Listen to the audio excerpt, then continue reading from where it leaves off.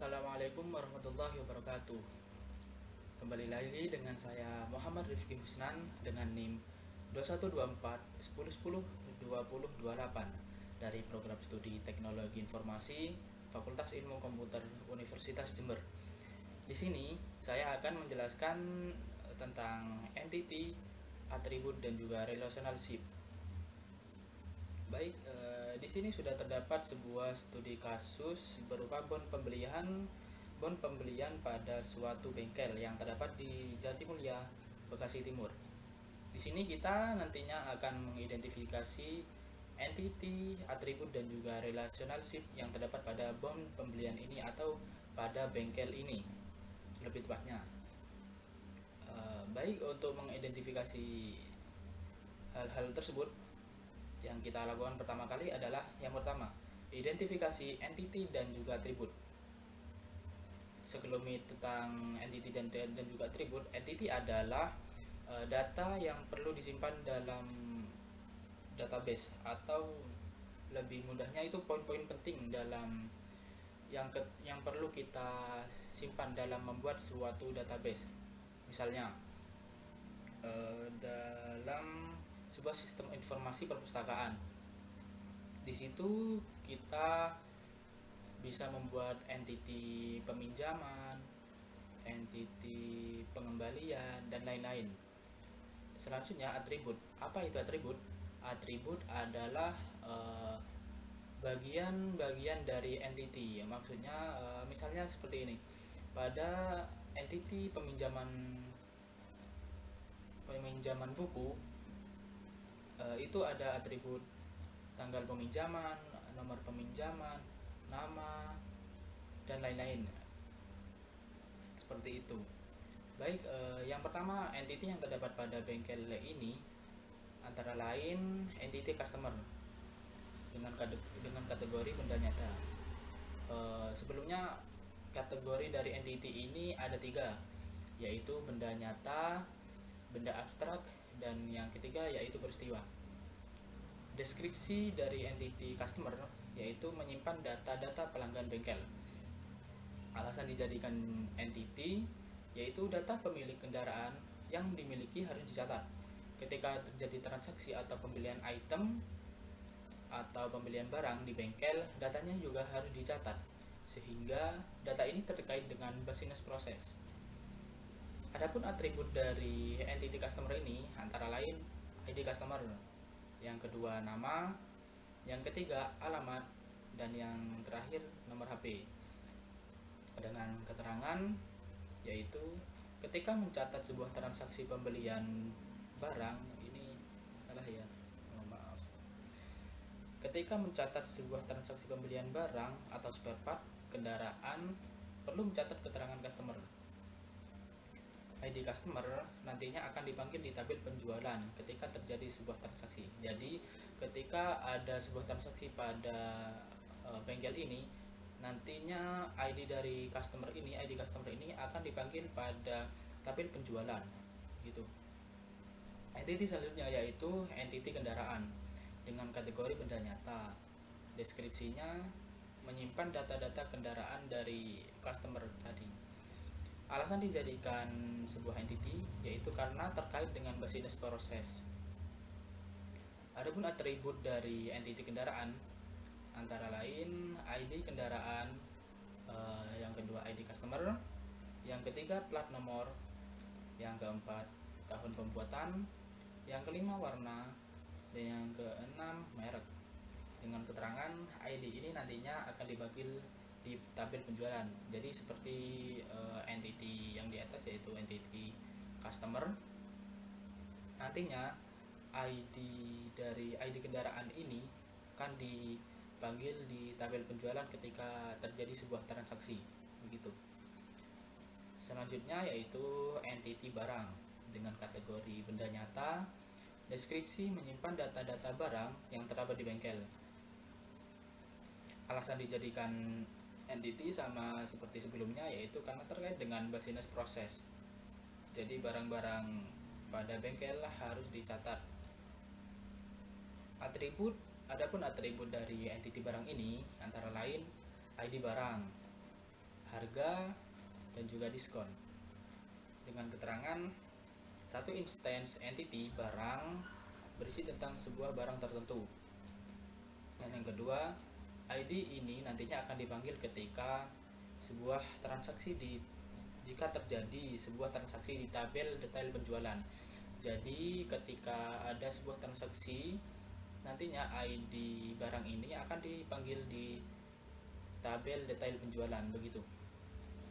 Untuk keterangan yang pertama, satu instance entity barang berisi tentang sebuah barang tertentu. Jadi apa itu instance? Instance sendiri, sebentar, ini instance merupakan bentuk nyata atau bentuk fisik dari entity. Satu entity bisa memiliki banyak instance. Contohnya di perpus ada entity anggota, atributnya nomor induk siswa, nama siswa, alamat, nomor HP, kelas. Instance-nya yaitu 111 untuk nomor induk siswa, nama siswa Budi, alamat Jalan Mas Strip 2, nomor HP 0812 34826 dan seterusnya, begitu.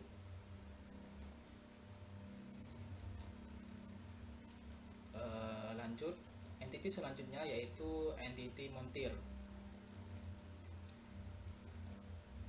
Dengan kategori benda nyata, deskripsi menyimpan data montir yang bekerja di bengkel. Alasan sama seperti sebelumnya, karena terkait dengan business proses. Jadi begitu. Untuk atributnya antara lain ada ID montir, nama montir maksudnya, alamat dari montir tersebut, nomor HP, dan tahun masuk dari montir tersebut. Dengan keterangan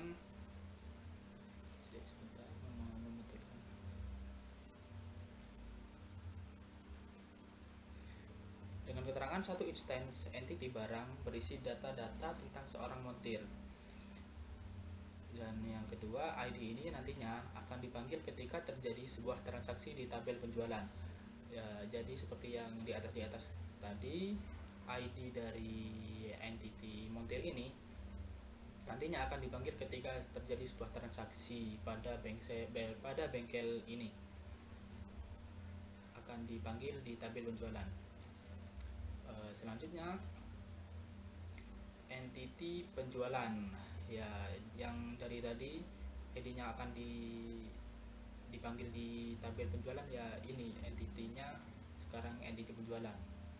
Kategori dari entity penjualan ini adalah peristiwa, karena sebuah penjualan bukan benda nyata dan juga bukan benda abstrak, begitu. Deskripsinya yaitu mencatat transaksi penjualan dengan alasan karena berhubungan dengan business proses. Adapun atribut dari entity penjualan antara lain ada ID penjualan, ID montir, ID customer, dan juga tanggal.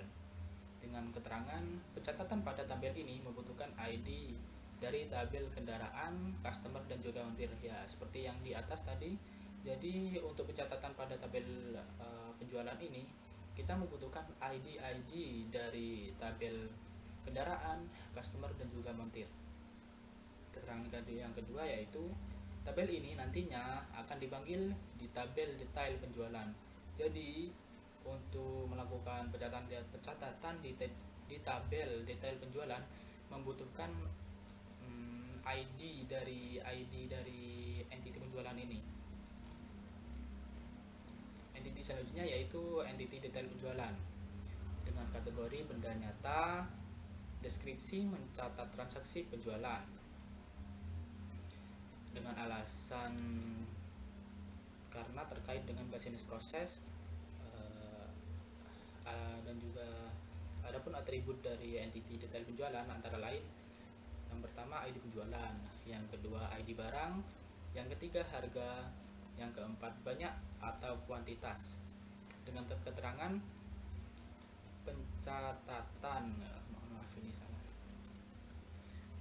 pencatatan pada tabel ini membutuhkan ID dari tabel penjualan dan barang, ya seperti yang telah saya jelaskan tadi. Jadi untuk melakukan pencatatan pada entity detail penjualan ini, kita membutuhkan ID dari tabel penjualan dan juga barang. Yang ya sekarang kita lanjut ke langkah yang kedua, yaitu identifikasi entity dari multi value atribut dan juga redundant. Jadi sekedar info, multi value atribut ini ketika dalam sebuah atribut itu ada beberapa objek, seperti contohnya begini.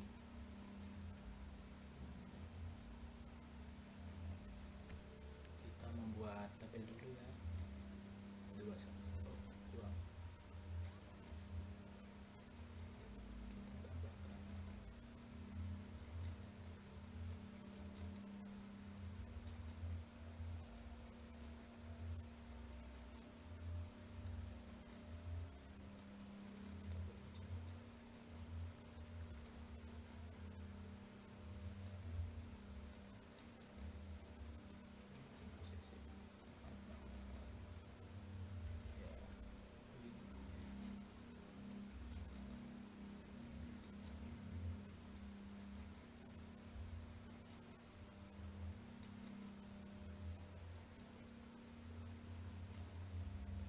Contohnya ini ID barang ya. Dan yang satunya ini nama barang. ID barang ada misalnya 1A. Ini ada ban, spion, dan juga oli. Ya, yang dimaksud dengan multi-valued attribute ya ini maksudnya. Ketika dalam suatu atribut ini ada beberapa objek data maksudnya, ya seperti di sini kan contohnya ada ban, spion, dan juga oli. Jadi tidak hanya satu data yang terdapat pada sebuah atribut.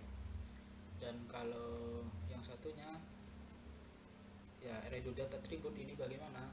Redundant attribute ini ketika ada data yang sama pada barang berbeda, seperti kita buat contoh lagi ya.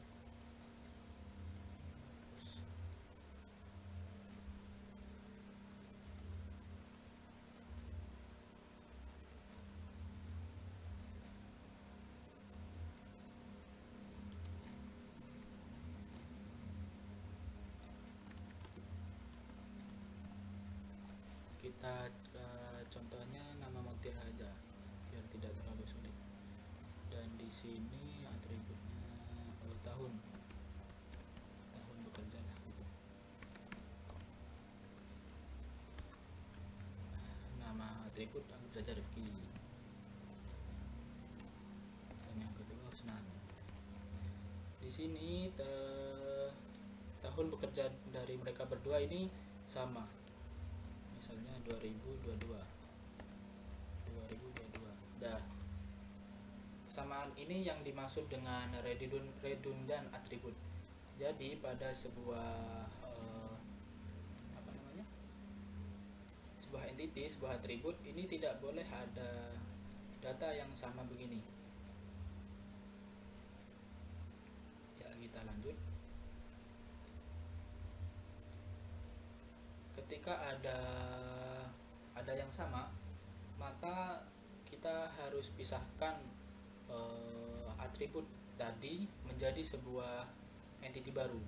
Misalnya ini yang pertama, entity jenis barang dengan kategori benda abstrak. Deskripsi mencatat data jenis barang yang terdapat di bengkel dengan alasan karena ketika dimasukkan ke entity barang menjadi redundant. Nah gitu, ketika kita masukkan atribut jenis barang ini ke entity barang akan menjadi redundant karena jenis barang kan nanti banyak yang sama begitu. Ketika ada suatu barang lalu ada pembelian barang lagi kan kemungkinan banyak yang sama begitu. dengan atribut yaitu ID jenis barang, yang kedua jenis barang. Adapun keterangannya yaitu setelah menjadi entity tersendiri, atribut jenis barang akan dihapus dari tabel barang. Jadi setelah menjadi entity sendiri, jenis barang ini akan dihapus dari mana sih?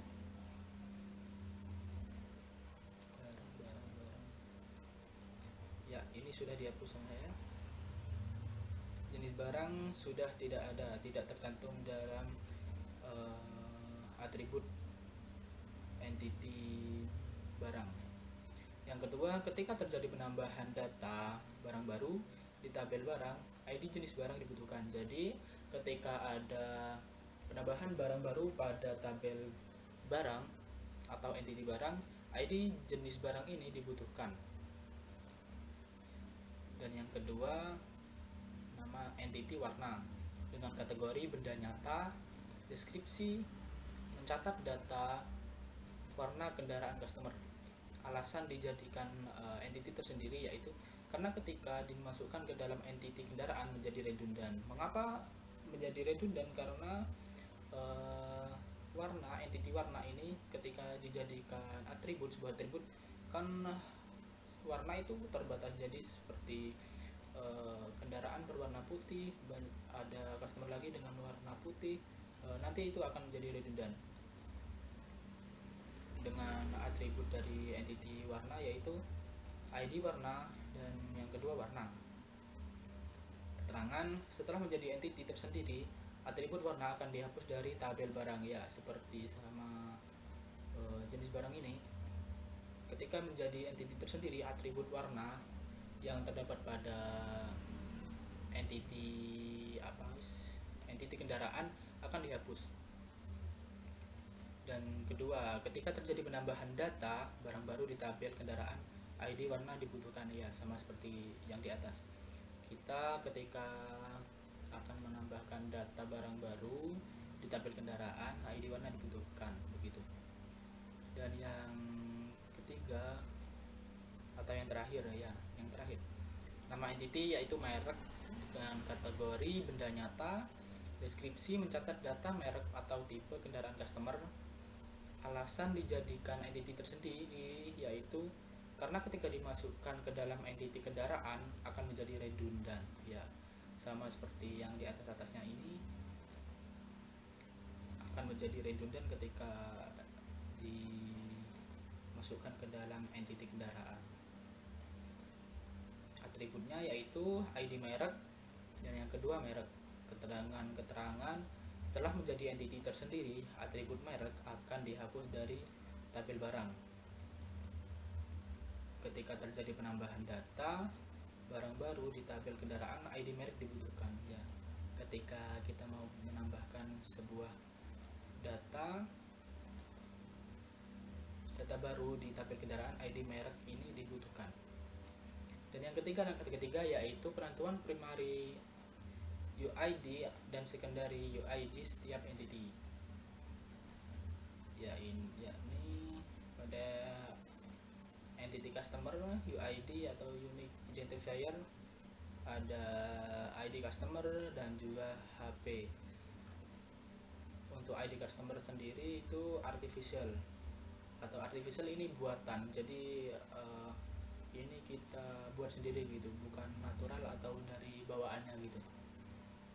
Dengan primary, ID customer menjadi primary dan nomor HP natural, secondary. Entity yang kedua yaitu entity barang, UID-nya ID barang, ininya natural dan juga primary. Jenis barang, UID-nya ID jenis barang, artificial atau naturalnya natural dan juga primary. Begitu juga dengan penjualan, UID-nya ID penjualan, artificial atau natural, ini natural, primary atau secondary, ini primary. Dan yang kelima yaitu ada detail penjualan, entity detail penjualan dengan UID ID penjualan dan juga ID barang. Ini artificial atau natural di sini ditulis Barat. Mengapa Barat? Karena ini sebuah entity yang menghubungkan antara dua entity begitu, entity tambahan. Jadi ketika ada dua buah ketika ada dua entity yang relationship-nya itu many to many, akan lebih baik dibuatkan sebuah entity tambahan yang dimana mengandung dari atribut dari dua entity tersebut. Yang selanjutnya yaitu entity montir dengan UID, ID montir dan juga nomor HP. ID montir natural, nomor HP juga natural. Primary secondary, ID montir menjadi primary, nomor HP menjadi secondary. Yang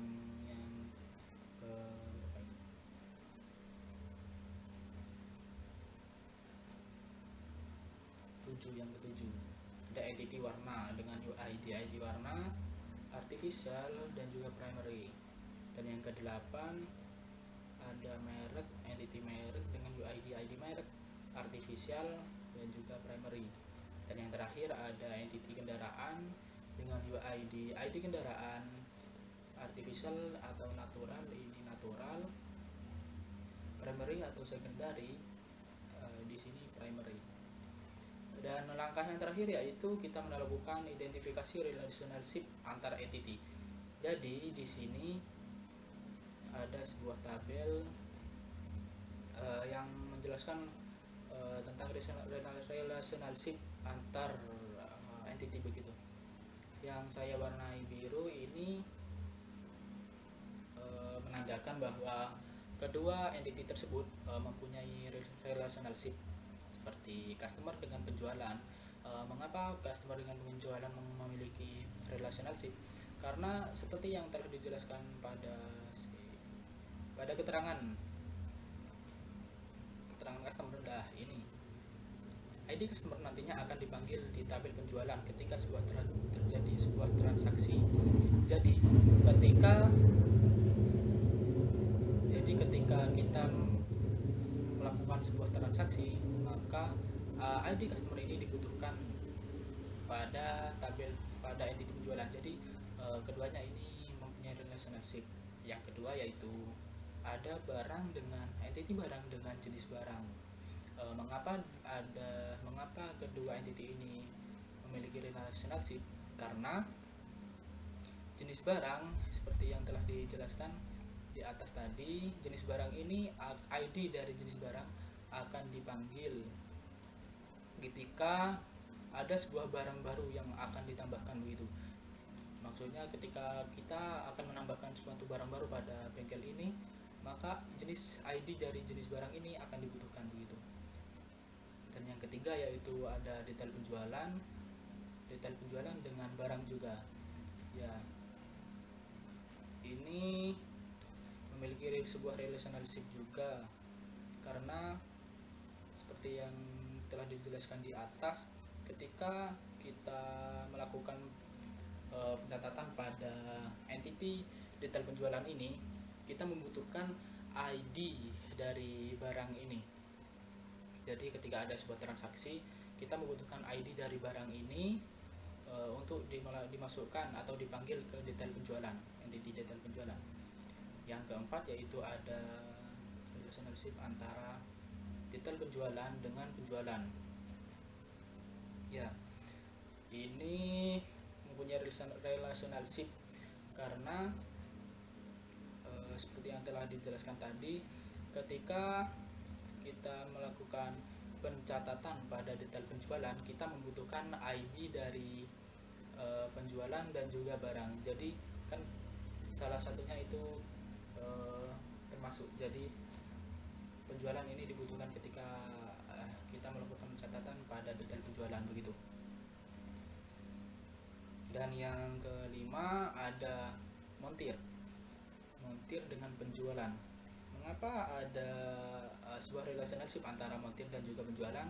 Karena ketika kita melakukan pencatatan pada entity penjualan, kita membutuhkan ID dari montir, kita membutuhkan data-data dari montir tersebut yang sedang melayani dari customer gitu. Dan yang keenam, ada entity kendaraan dengan entity penjualan. Mengapa keduanya memiliki relationship? Karena entity kendaraan ini dibutuhkan ketika melakukan pencatatan, ya sama seperti yang lainnya begitu. ID dari kendaraan ini dibutuhkan ketika melakukan pencatatan pada penjualan, jadi saling berhubungan, memiliki relationship gitu. Dan yang ke